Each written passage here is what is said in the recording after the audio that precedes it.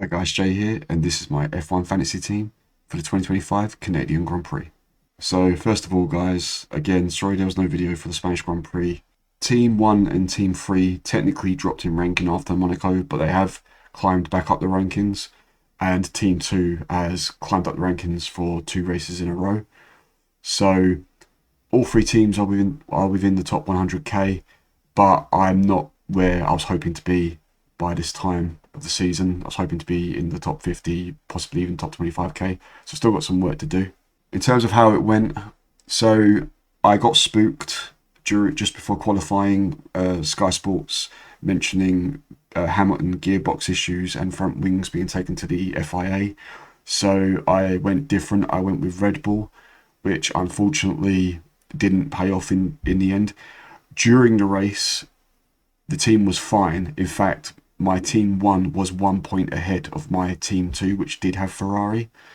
But after the whole safety car, Red Bull strategy and Max Verstappen playing crash dummies scenario, it meant that Team 1 ended up suffering. So yeah, not the best result for Team 1, unfortunately. Team 2, like I said, I did have Ferrari.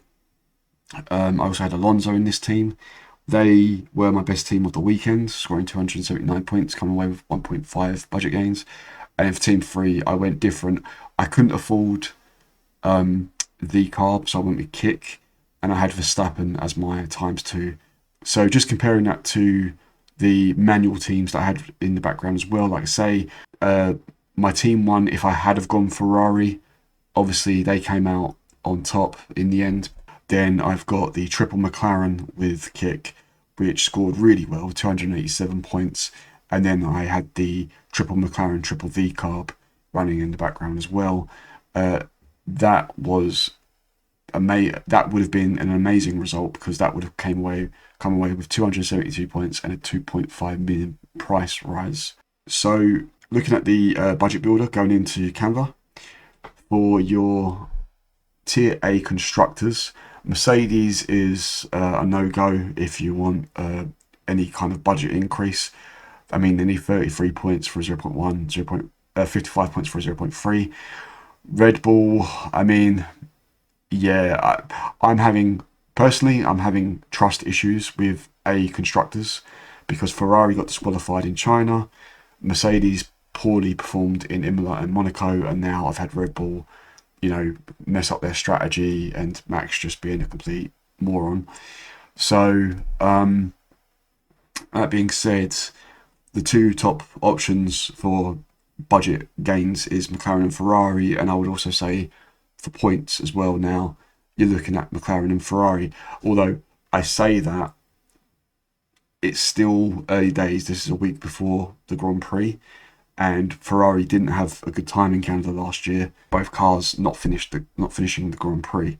So it's going to be a case of waiting until practice to be 100% on this.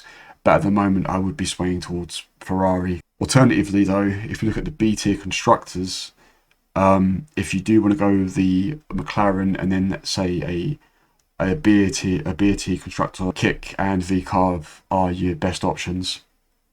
Both guaranteed for a price rise. Obviously, V-Carb more likely to get more points in theory. And then if we look at the drivers, Piastri still remains on top. 0 points for a 100,000 price rise, 22 points for a 0.3 price rise. And then Leclerc needs 2 points or 24 points for the buy. Lando Norris, 11 points or 39. Hamilton down, I wouldn't really consider. So yeah, Piastri, Norris, and then Leclerc as a differential. But ideally Piastri is your 2 times, because he's just been too dominant. If you can afford, unless you're going the Tier A, Tier B constructor route, and then if you can afford 2 Tier A drivers, then I would say Piastri and Leclerc would obviously be cheaper, but if you've got a lot of budget, then I'd probably go Piastri, Norris if you can do it. Sticking with the drivers, let's look at the B tier drivers. It's pretty much kind of a given for your B tier drivers for Canada. Hulkenberg, 32 points in Spain, so he's now a must-have. He needs a -12 or a -6 for a price rise.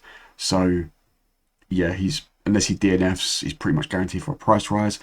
Same with Hadjar. Hadjar needs a -11 or a -6 for a price rise. He scored 16 points in Spain, and he also came away with 12 points in Monaco. And then Lawson, -1 for a 0.2 price rise, 4 points for a 0.6 price rise. So Hulkenberg, Hadjar, and Lawson are the three you definitely want to be looking at. It's then just a case of who's your fourth B tier driver if you've got two A tier constructors. Now, your options here, you've got obviously Colapinto, who's on the price floor. He only needs 2 points or 6 points for a price rise, and he scored 5 points in Monaco, 6 points in Spain.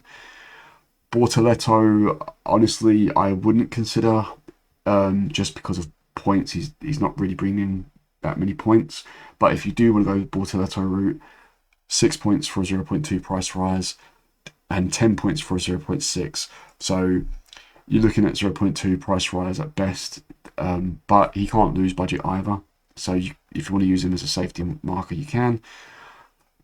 HAASes, I wouldn't consider HAAS at the moment, Ocon and Behrman, just because the car don't look that good. Alonso is now on the price floor.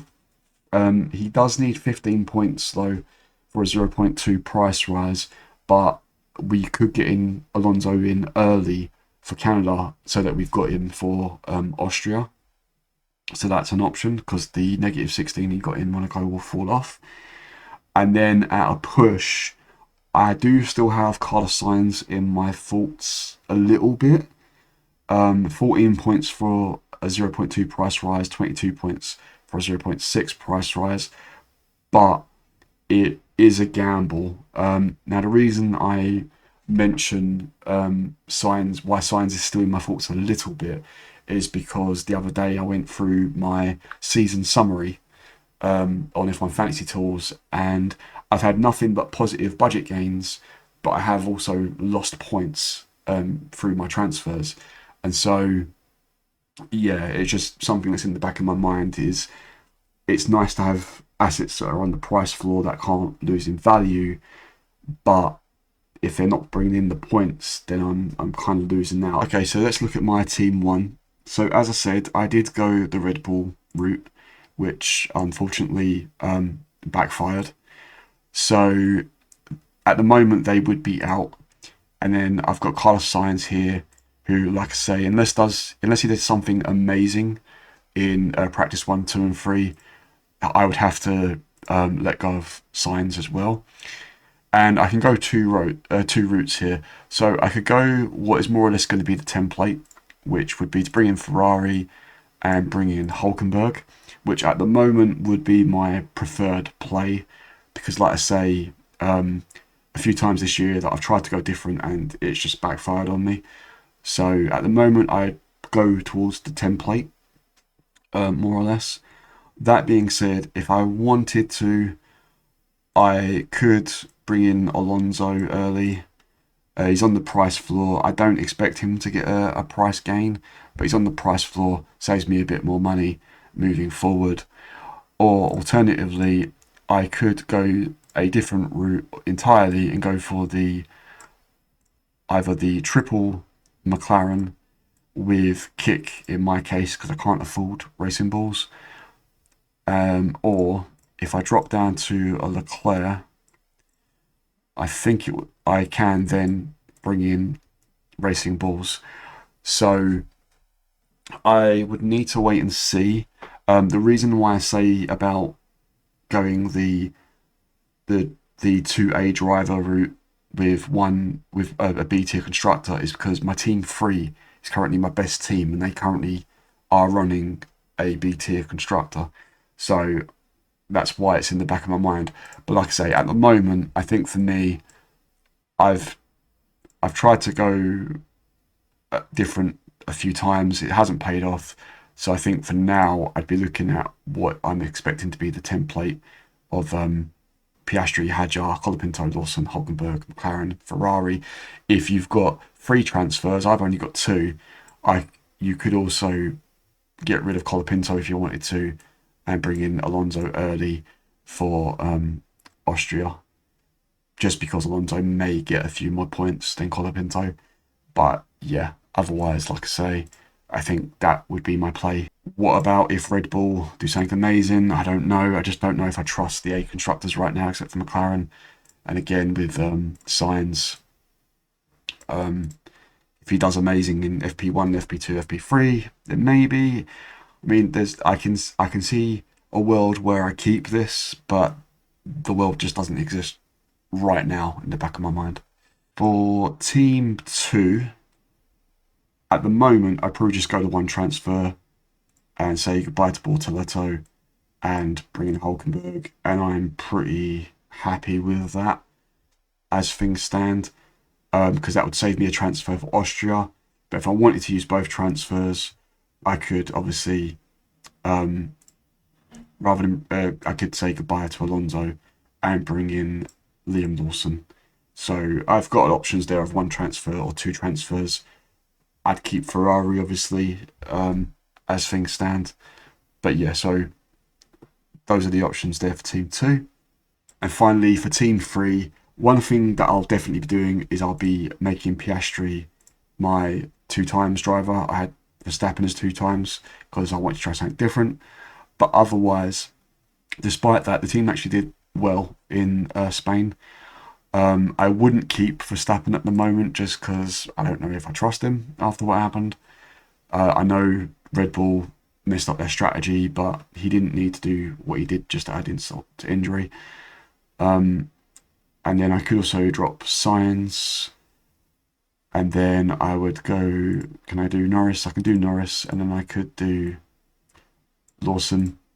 So I could go that way, or I could Piastri as DRS, buy to Max, get rid of Kick Sauber for a second, bring in race symbols, and then I could bring in Leclerc, and then take a -10 for Sainz and bring in someone else, or keep Sainz if it's worth the risk.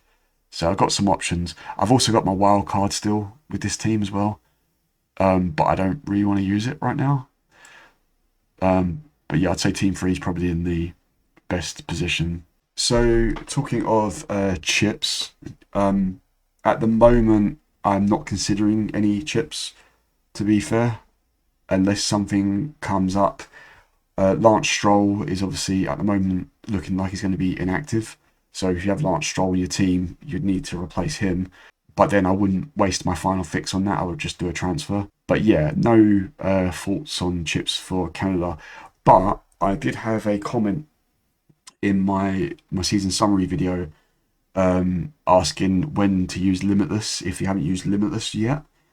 Now, let me just go over to my Team 3 because they're the team that still got their Limitless.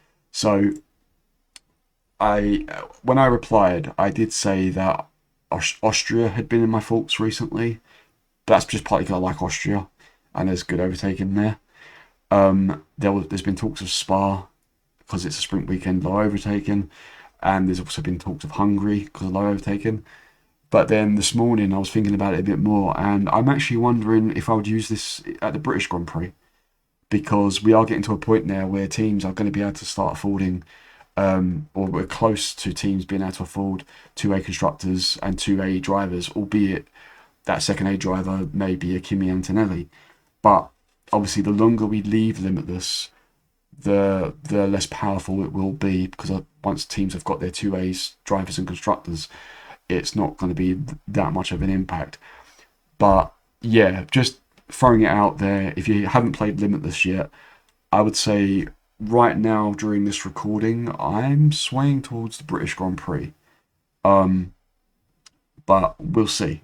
Okay guys, so if you're here in the UK, the schedule for the Canadian Grand Prix is that on Friday, June 30th, we've got practice 1 at 6:30 in the evening, followed by practice 2 at 10 in the evening. Then on Saturday, 14th of June, practice 3 is at 5:30. And then qualifying 14th of June is at 9 o'clock. So remember to lock in your teams by 9 o'clock on Saturday, the 14th of June. And then we've got an evening race here in the UK at 7 PM on Sunday, the 15th of June. Weather-wise, using AccuWeather for this one, it looks fine at the moment. Should be dry, 25 degrees across Friday, Saturday and Sunday. No risk of rain. Friday says 14% participation, but it should be a nice straightforward dry race. Last season's top 10 were Max Verstappen, Lando Norris, George Russell, Lewis Hamilton, Oscar Piastri, Fernando Alonso, Lance Stroll, Daniel Ricciardo, Pierre Gasly and Esteban Ocon. And then for GridRivals, I had a good result actually. I got 917 points and I got a value increase of 1.4 million. Isaac Hadjar was my boost driver. I don't know what it's called in GridRivals, I keep forgetting. Unfortunately, Max Verstappen did let me down. But otherwise, I had Hadjar, Piastri, Verstappen, Sainz, Colapinto and Kick Sauber. Colapinto and Kick Sauber are now out of contract, so I've got to replace them for Canada. And in the global rankings, I'm now within the top 20k, so I've climbed up a couple of places. Finally guys, June is also MyAware month, raising awareness of Myasthenia gravis, a rare autoimmune neuromuscular junction disease where the body's immune system attacks a chemical called acetylcholine in the muscle's nerve junctions, leading to muscle weakness and fatigue. I was personally diagnosed with MG during a stay in intensive care in July 2023, although my circumstances were unusual as I had an unusually large thymoma, a tumour of the thymus gland which is linked to MG, which also caused me severe respiratory failure whilst in a coma both before and after surgery. My story was later published in the British Medical Journal Thorax the following April. People are asked to raise awareness by walking, running, cake baking and more. If you play Gran Turismo, I made 2 special liveries for the McLaren 650S GT4 available for download and use, one representing MyAware and one representing the Myasthenia gravis Foundation of America. And if you would like more information on Myasthenia gravis, you can check out myaware.org in the UK or myasthenia.org in the US. If you'd like more information on what happened to me personally, I did a video a few months after leaving the hospital talking about what happened. All links in the description below. And so that's it from me guys for this video. Good luck for the Canadian Grand Prix. Thanks as always for watching and for any support, and I'll speak to you soon to talk about our plans for Austria. All the best. Bye.